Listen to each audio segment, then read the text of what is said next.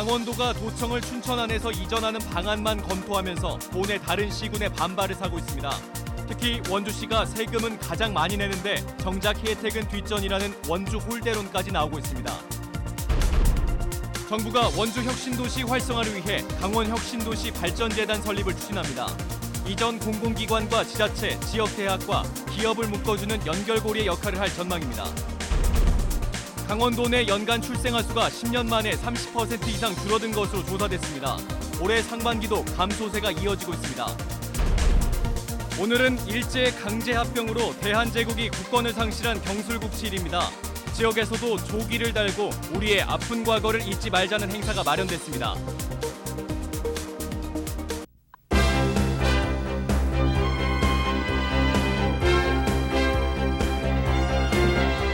안녕하십니까. 뉴스데스크 원주입니다.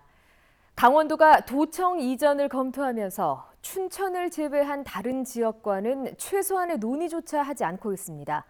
원주 시민은 세금은 많이 부담하면서 대우는 받지 못하고 오히려 이런저런 불편만 감수해야 하는 상황입니다. 김진아 기자입니다. 원주는 춘천과 강릉 사이에 교통이 가장 편리한 곳에 위치하고 있지만 도민들이 같이 이용하는 기관은 원주가 아닌 춘천에 쏠려 있습니다. 강원도청이 춘천에 있다는 이유에서입니다. 인구 21만 명의 강릉도 병무청 영동지청이 따로 있지만 인구 35만의 원주 시민은 군대를 가려면 춘천 병무청에 가서 징병검사를 받아야 합니다. 원주 사람들은 춘천까지 가야 되고 그 버스 시간도 좀 불편하고 그거 놓치면은 이제 검사도 별로 못 보는 거니까 차라리 그냥 춘천보다는 원주에도 뭐 있고 그랬으면 편할 것 같아요. 도로교통공단 교육장도 춘천과 강릉뿐입니다. 어린이 통학 차량을 운행하는 학원과 유치원, 어린이집 교육 대상자 3,000명을 비롯해 음주운전 등 교통법규 위반자와 고령 운전자까지 도내 최대 인원이 교육을 받으러 춘천까지 가야 하는 겁니다. 교육받는 단체가 직접 교육 장소를 마련해야 겨우 강사를 파견해 불만을 사고 있습니다. 상설 교육장이 필요하다 이 정도 인원이면 춘천, 강릉 합한 거에 거의 비슷한 인원인데도 불구하고 영동, 영서란 개념 또는 이게 어디 춘천이 도교육청, 도청 소재이라는 것 때문에 외국인 강사 등 외국인 고용도 늘고 있지만 출입국 사무소도 춘천과 속초, 동해에만 있습니다. 강원도 직속기관은 물론 도립기관과 관련 단체까지 대부분 춘천에 있고 방송사마저도 원주를 없애고 춘천, 강릉만 남기려고 하고 있어 지역의 여론까지 위축될 처지에 놓여 있습니다. 작년 원주 시민이 낸 강원도세는 2,065억 원, 반대로 강원도로부터 받은 보조금은 880억 원으로 강원도 살림에 1,185억 원을 기여했습니다. 춘천 기여도의 2배 정도고 춘천과 강릉을 합친 것과 맞먹습니다. 하지만 정작 원주 시민들이 이용해야 하는 도 단위 기관들은 정작 원주에만 없어 불편을 감수하고 있습니다. 강원도청 이전이 춘천 안에서만 논의되면서 원주 홀대론이 다시 부상하고 있습니다. MBC 뉴스 김진아입니다. 8월 29일, 오늘은 일제 강제합병으로 대한제국이 국권을 상실한 경술국치일입니다. 일제강점기 항일 운동이 일어났던 초등학교에서는 특별 수업이 마련됐고 조기와 치욕적인 그날을 잊지 말자는 현수막이 곳곳에 내걸렸습니다. 보도에 정다혜 기자입니다. 경술국치일을 맞아 실시된 계기 수업. 웃음과 장난기 많던 아이들은 언제 그랬냐는 듯 진지한 눈빛으로 선생님 말씀을 경청합니다. 경술국치일이 슬픈 날인 줄도 알고 일본이 우리나라를 뺏긴 것도 알고 우리 선배들이 자랑스럽고 고마웠어요. 이 학교는 일제강점기에 학생들이 일본에 항거하기 위해 동맹 휴학을 한 것으로 확인된 도내 10개 학교 중 한 곳입니다. 뼈아픈 역사이긴 하지만 이 경술국치일을 맞이해서 우리나라를 지키는 일, 또 국권을 지켜가는 일, 이런 일의 중요성을 같이 의논해보고자. 계기 수업까지는 아니더라도 경술국치를 잊지 말자는 가정통신문을 보내거나 교정에 현수막을 내건 학교도 많았습니다. 3.1운동 100주년에 일본의 경제보복까지 겹치면서 교육당국이 추념식을 개최하고 학교마다 조기를 개항하는 등 나라 빼앗긴 아픔을 기리는 행사를 한층 강화했습니다. 100주년이 되는 해에 나라를 빼앗겼던 날도 중요하기 때문에 올해 강원도교육청은 경술국치일에 대해서 더욱 적극적으로 학교에 함께 추념할 것을 안내했습니다. 지역 인터넷 커뮤니티에는 오늘을 기리기 위해 동사무소에서 태극기를 구매했다거나 아파트 관리사무소 방송을 통해 경술국치를 되새기는 시간을 가졌다는 등 나름의 방식으로 경술국치를 기렸다는 글들이 올라왔습니다. 경술국치를 맞이한 오늘 각 기관을 비롯한 원주 시내 학교와 가정에서는 크고 작은 실천을 통해 나라를 빼앗긴 아픔을 기리는 시간을 가졌습니다. MBC 뉴스 정다입니다. 원주와 춘천, 강릉 등 도내 고교 평준화 지역에 선 지원 후 추첨제를 부분적으로 적용하는 새로운 신입생 배정 방식이 다음 주에 확정됩니다.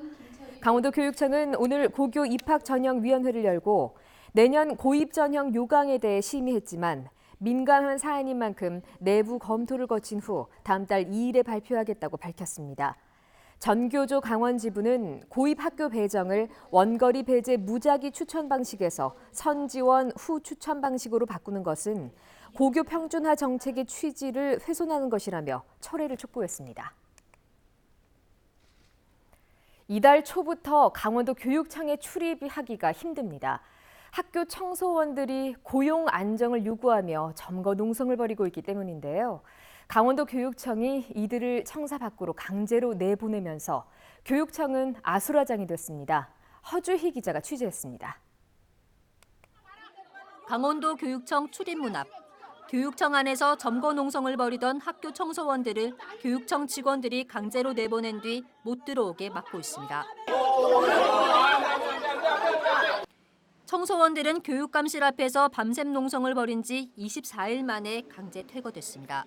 출입문 앞 곳곳에서는 학교 비정규직 노조원들과 교육청 직원들 간의 극심한 언쟁과 실랑이가 벌어집니다. 강원도교육청 출입문 앞에는 이렇게 텐트와 이부자리가 깔려 있습니다. 지금 이곳으로는 출입을 할 수 없는 상황입니다. 강원도교육청에 대책을 요구했지만 받아들여지지 않자 삭발과 함께 단식 농성에 들어갔습니다. 삭발 중 한 청소원은 실신해 구급차에 이송됐습니다. 민병기 교육감을 믿고 진보 교육감이라고 믿고 열심히 선거운동도 하고 많이 지원을 해왔습니다. 그 결과가 오늘 여러분들 보시다시피 이런 현상입니다. 농성 중인 노조원들은 학교 청소원 중에서도 정년 65세를 넘긴 고령자들. 내년 2월 강원도 교육청에 직접 고용을 앞두고 정년을 넘겨 해고 위기를 맞은 사람들입니다. 나는 당장 지금 인제라도 일하면 당장 굶어요. 나 집도 새 살아요. 한 달에 돈 30만 40만 해주는데 그 돈 줄 돈도 없잖아요. 그럼 없이 난 뭐 먹고 살아요. 고령의 노조원들은 생계가 걸려 있다며 요구가 받아들여질 때까지 교육청 앞에서 밤샘 농성을 이어갈 계획입니다. 강원도 교육청은 이들의 사정은 딱하지만 정년 이후 유예 기간을 더 늘려달라는 건 무리한 요구라는 입장입니다. 지금 농성 중이신 분들은 모두 67세 이상인 분들입니다.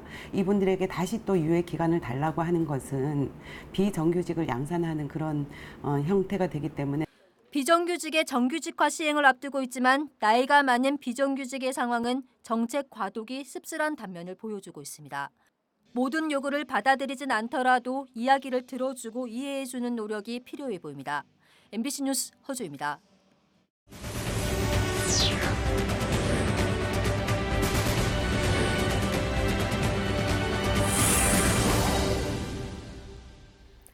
도내 연간 출생아 수가 10년 만에 32.5% 감소한 것으로 나타났습니다.